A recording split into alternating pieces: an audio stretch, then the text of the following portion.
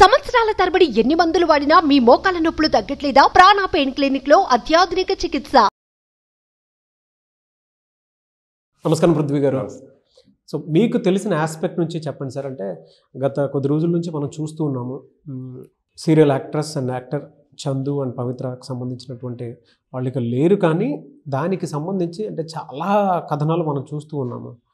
So ఇటువంటి వాటికి ఎక్కడో ఒక కన్క్లూషన్ అనేది ఉండాలి, రావాలి అని కోరుకున్నటువంటి వాళ్ళు కానివ్వండి, లేదంటే ఏదైనా సలహా, ఇప్పటికే మేము ఎక్స్ట్రా మ్యారిటల్ అఫేర్లోకి వెళ్ళిపోయి దాని నుంచి బయటపడలేకపోతున్నాం అనుకున్నటువంటి వాళ్ళు చాలామంది ఉన్నారు.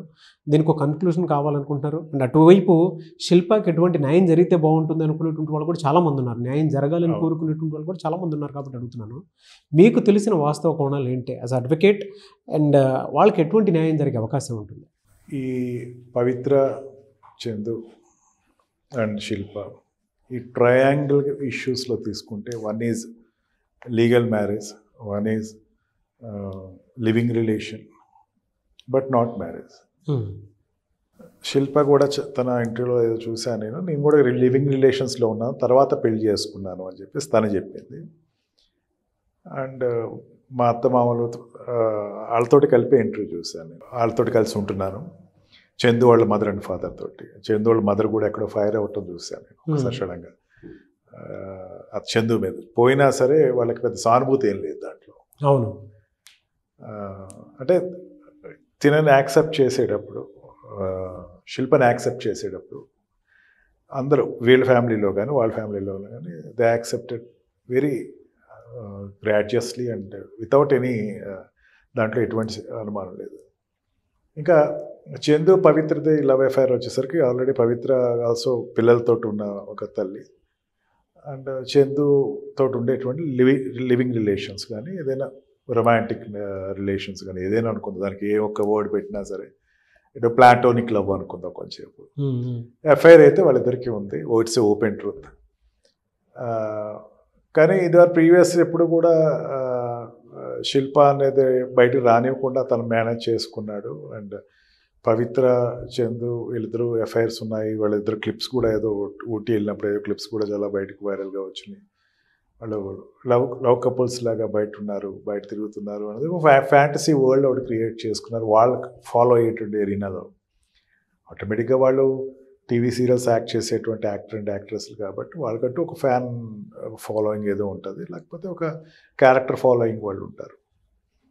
అండ్ దాంట్లో వీళ్ళిద్దరికీ ఈ కథ నడుస్తున్నప్పుడు చందు పవిత్ర లవ్ ఎక్కడ కూడా ఎండ్ అవ్వాల, ట్రాజిడిక్ ఎండ్ అవ్వాల. బట్ ఈ అమ్మాయి యాక్సిడెంట్లో చనిపోయినప్పుడు, ఈ అమ్మాయి యాక్సిడెంట్ అయింది, చనిపోయింది. తర్వాత అది తట్టుకోలేక ఇతను సూసైడ్ చేసి చనిపోయాడు. శిల్ప కోణంలో చూసేసరికి ఆ అమ్మాయి పాయింట్ కూడా కరెక్టే అనిపిస్తూ ఉండదు ఒక్కోసారి. కనీసం ఇంట్లో డైవర్స్ అయినా తీసుకోవచ్చు. వాళ్ళ పేరెంట్స్ కూడా చెప్పారట, ఇదంతా సెటిల్ అయ్యేది కాదు, ఏదో నువ్వేదో సెటిల్ చేసుకొచ్చేసేసాయి, లేదు నా పిల్లల గురించి ఏంటి వాళ్ళ పరిస్థితి ఏదంటే, లీగల్గా ఇప్పుడు మనిషి లేడండి, మనిషి అనేవాడు లేడు, చందు అనేవాడు లేడు. ఉన్నప్పుడే సెటిల్ అయ్యి ఉంటే తినక రావాల్సినటువంటి పిల్లలకు సెటిల్మెంట్ ఏదైతే ఉందో అదంతా బాగా గ్రాండ్గా జరిగి ఉండేది. ఇప్పటికీ ఈ పవిత్రతోటి చందు ఉండడు అన్నది వాళ్ళిద్దరిలో ఒక అభిప్రాయం వచ్చేసిన తర్వాత ఇట్స్ బెటర్ వాళ్ళు విడిపోయి ఉంటే బాగుండేది. విడిపోయి ఎవరు డైవర్స్ తీసుకుని ఎవరి లైఫ్ వాళ్ళు ఉంటే బాగానే ఉంటుంది.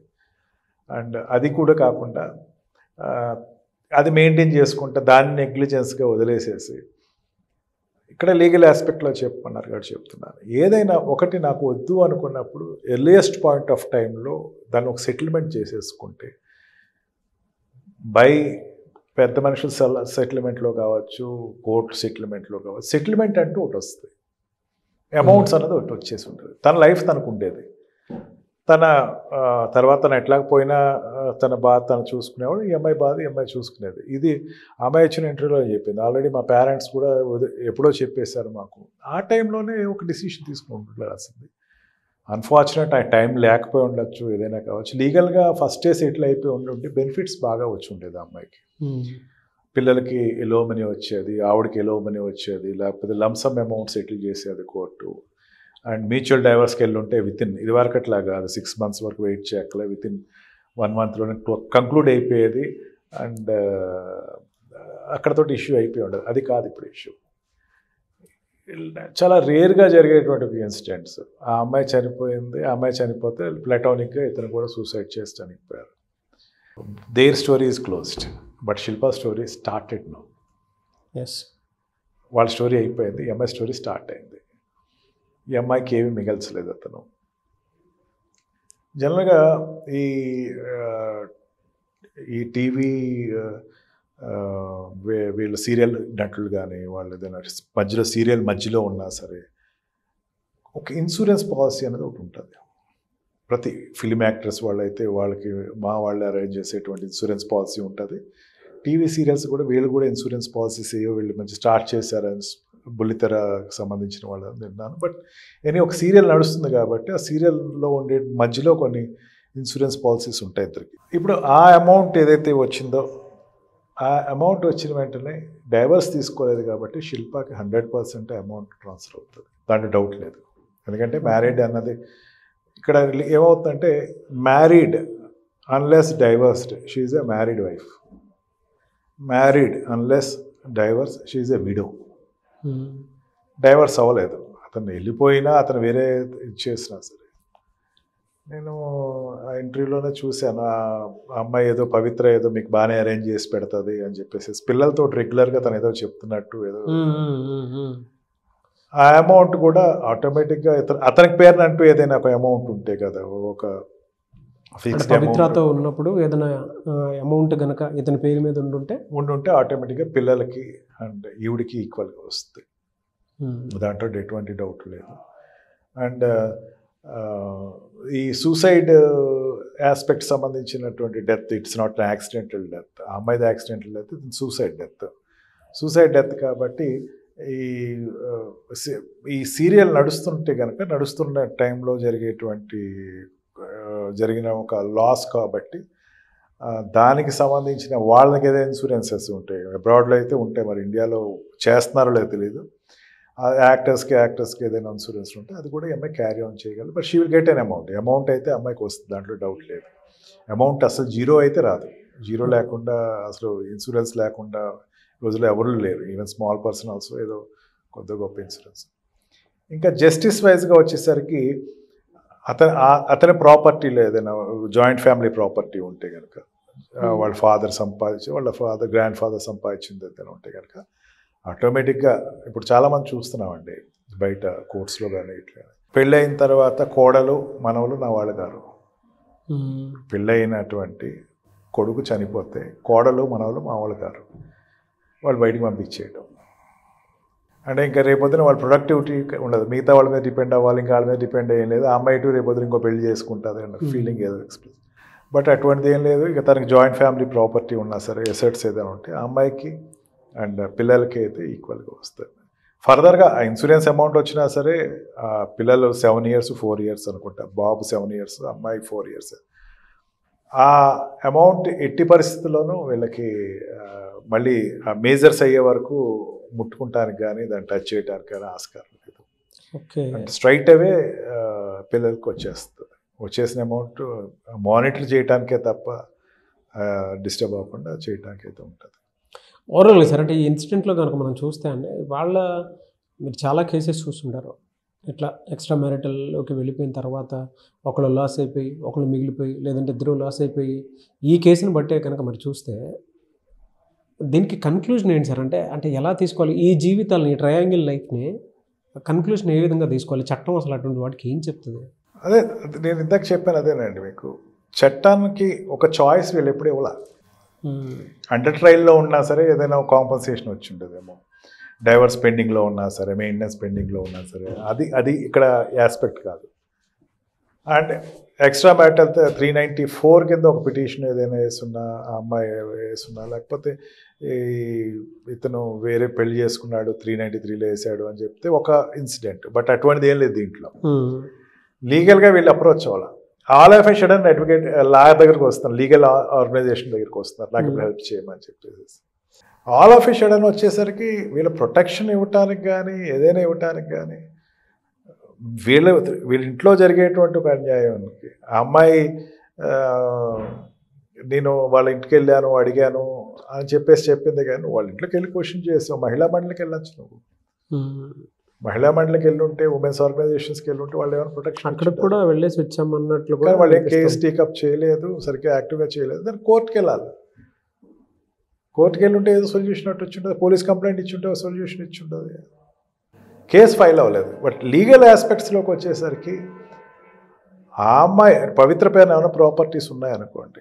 ఇప్పుడు పవిత్ర పేరున ఏదైనా ఒక లెట్ సపోజ్ ఒక ఫిక్స్డ్ అసెట్స్ కానీ ఏదైనా ఉంటే క్లెయిమ్ చేయడానికి ఈ అమ్మాయికి రైట్ రాదు కదా. మెయిన్ ఈయన కానీ వీళ్ళ పిల్లలకి కానీ అతని పేరున ఏదైనా సరే ఒక రూపాయి వచ్చినా సరే ఇంకెవరికి వెళ్ళదు, స్ట్రైట్ అవే పిల్లలకు వచ్చేస్తుంది. లీగల్గా ప్రొటెక్ట్ చేయాలి అంటే కనుక కాంక్రీట్గా ప్రొటెక్ట్ చేయాలి అంటే ఓన్లీ ఒకటే ఏంటంటే చందు పేరున ఏదైనా ఒక అసెట్ ఉండాలి. అదేలేండి. జనరల్గా అడుగుతున్నాను సార్, అంటే మామూలుగా లివింగ్ రిలేషన్లో ఉన్నప్పుడు ఉండేటువంటి రైట్స్ ఏ ఉంటాయి?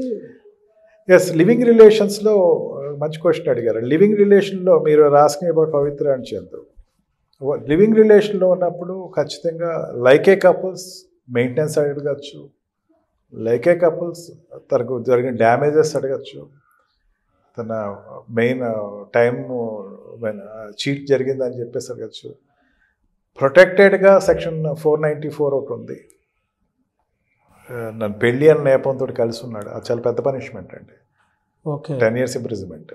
ప్రొటెక్షన్ ఉంది. అంటే లివింగ్ రిలేషన్ పేరు చెప్పి మోసం చేసేసి వెళ్ళిపోవటానికి కాకుండా లివింగ్ రిలేషన్లో ఉన్నప్పుడు అతను ఏదైనా మోసం చేయకపోతే కనుక ఖచ్చితంగా ప్రొటెక్షన్ ఉంది.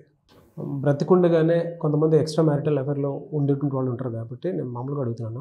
సరే, నేనైనా సరే కొంచెం ముందు జాగ్రత్త పడదాము, ఇట్లాగో మాట వినేటట్టు లేడు అనుకోని వైఫ్ ఒక ముందు చూపుతోటి డైరెక్ట్గా అడ్వకేట్ని కలిసి, సరే ఇలా మా ఇంట్లో పరిస్థితి ఈ విధంగా ఉంది, ఎక్స్ట్రా మ్యారిటల్ అఫేర్ తోటి మా ఆయన బయటికి వెళ్ళిపోతున్నారు, నాకు ఏదో ఆస్తి మొత్తం అట్టయిపోయి వెళ్ళిపోతుంది అనేటువంటి ఆలోచన కూడా ఉంది, దీనికి సొల్యూషన్ ఏంటి అని అంటే ఏం చెప్తారు సార్? మళ్ళీ క్రిమినల్గా 496 ఒక సెక్షన్ ఉంటుందండి. అంటే తెలిసి ఉండి వేరే వాళ్ళని పెళ్లి చేసుకుంటానికి ప్రయత్నించినప్పుడు ఆ అమ్మాయి ఖచ్చితంగా కేసు పెట్టుకోవచ్చు క్రిమినల్ వైజ్గా. అండ్ లీగల్ వైజ్గా సివిల్ వైజ్గా చూసుకుంటే ప్రొడక్షన్ ఆ అమ్మాయి తనకు ఉండేటువంటి తన పేరుని ఏదైనా మెయింటెనెన్స్ కేసు వేసుకోవచ్చు. 100% మెయింటెనెన్స్ కేసు వేసుకోవచ్చు. నాకు మెయింటెనెన్స్ ఎంత ఇచ్చేసేసి నువ్వు చావు ఎట్లా చచ్చినా పర్లేదు. అండ్ నువ్వు ఖచ్చితంగా పిల్లల్ని ఏదైతే బయలాజికల్ తన పిల్లలు ఎవరైతే ఉన్నారో వాళ్ళని ఉత్తరోత్తర ఖచ్చితంగా మెయింటైన్ చేస్తాను అని చెప్పేసి బైండ్ ఓవర్స్ కూడా తీసుకోవచ్చు. డొమెస్టికల్ వైలెన్స్ ఇప్పుడు రాకముందు ఒక స్పియర్, డొమెస్టికల్ వైలెన్స్ వచ్చిన తర్వాత ఒక స్పియర్, డొమెస్టికల్ వైలెన్స్ వచ్చిన తర్వాత యాక్ట్ వచ్చిన తర్వాత వైడ్ స్పియర్ అయిపోయింది. ఎక్కడికైనా వెళ్తే ఫైట్ చేసుకోవచ్చు, ఎవరి మీదైనా క్రిమినల్ కేసు పెట్టుకోవచ్చు. భర్తకి సంబంధించిన వాళ్ళు ప్రొటెక్షన్ రైట్ ఉంటుంది. ప్రొటెక్షన్ రైట్ అంటే నాకు అక్కడ ఉన్నాడు కాబట్టి అక్కడ ఆ ఇంట్లో నేను ఉండేటట్టు నాకు ప్రొటెక్షన్ రైట్ ఇప్పించు. అండ్ నా వస్తువులు సేఫ్ గార్డ్గా ఆ వస్తువులు ఏమి ఆ ప్రాపర్టీ ఏం కదపకుండా ఉండేటట్టు నాకు ప్రొటెక్షన్ రైట్ ఇప్పించు. డివిసిలో ప్రకారం అబ్సల్యూట్ రైట్ ఉంటుంది. ఒకవేళ ఇట్లా ఇల్లీగల్ రిలేషన్ తోటి మేము అడ్వకేట్ దగ్గరికి వస్తే ఫస్ట్ చెప్పేది ఏంటంటే డొమెస్టికల్ వైలెన్స్ చేయండి అమ్మా, ఆ అమ్మాయిని కూడా పార్టీ చేయండి, ఆ అమ్మాయిని కూడా పార్టీ చేసి మీరు యూ కెన్ ఆస్క్ అని చెప్పేసి ఈక్వల్గా వీళ్ళని కాంకబైన్స్ అంటాం, మిస్ట్రెస్ అంటాం, లేకపోతే అంటే మ్యారేజ్ చేసుకోకుండా కలిసి జీవిస్తారు, వాళ్ళు కూడా ప్రొటెక్షన్ అడగచ్చు ఉండటానికి. అదేలేండి, ఏదైనా protection is there for women. But చాలా ఆస్పెక్ట్లో లీగల్ నాలెడ్జ్ ఉందండి వీటిలో. Anyways thank you sir, thank you so much Prithvi గారు. సుమన్ టీవీలో మీ పర్సనల్ అండ్ బిజినెస్ ప్రమోషన్స్ కోసం కింది నెంబర్కి కాంటాక్ట్ చేయండి.